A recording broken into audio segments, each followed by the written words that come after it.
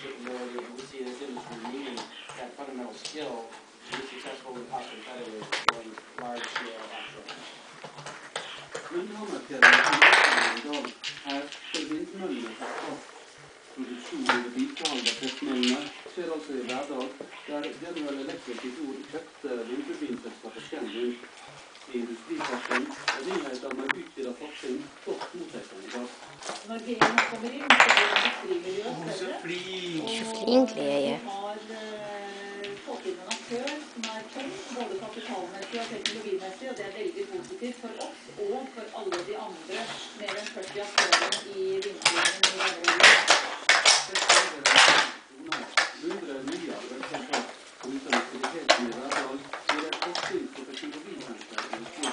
Det er allerede nå ut å rekruttere mennesker, men på sikt er jeg også at det kan bety begynnelsen på et industrieventyr, og ikke bare Så logikken hendes nu.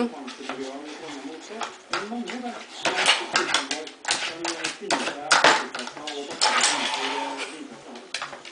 Jeg tror at det er nærmere også i Norge også. Det er arbeidsplassene til verdens største industriselskap til Norge. Det betyr mye for Det føles som vi har vunnet Oscar. Det var Gøril Meisers kommentar etter at vi vant over NRK i Høyesterett. Retten mener at NRK ikke hadde lov til å vise deler av sexscenen fra filmen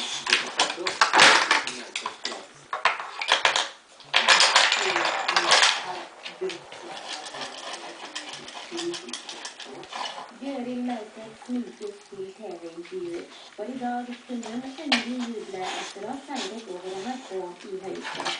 I 2008 har hun kjempet i det norske rettssystemet, fordi hun mente hun ble misbrukt av programmet Store Studier, viste en sexscene av filmen Brent og Kropp. Men straks fikk jeg enda lenger enn dette, slik at man kunne se en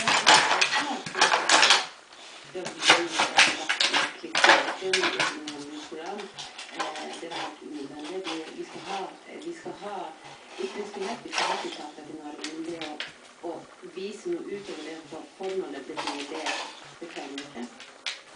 NRK mener de hadde lov fordi de viste smaken til kommende en parodi på scenen. NRK kan frykte scenen kan få konsekvenser for ytringsfriheten til på den måten at vi kan vurdere mediene skal sitere utgangspunktet lovlig fram for å formidle et eller annet. Så kan dere altså bli usikre på akkurat hvor grensen går med den at underparten er faktisk slik. Jeg holder med Høyesterett, som jeg har sagt.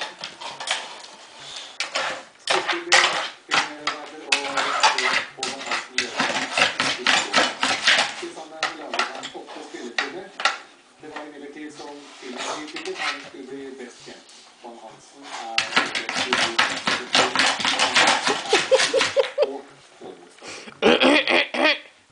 Hvilke muligheter åpnet samarbeidet med Paul Van Hansen for deg? Det var alle muligheter. Det er flinke piger.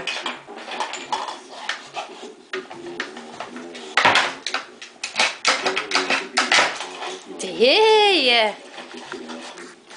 Jeg mener at han har betydd veldig mye, fordi han var en sånn markant skikkelse, en veldig tydelig skikkelse, Lea? og veldig kunnskapsrik. Er du ferdig nå? Informativ om alt som beveger.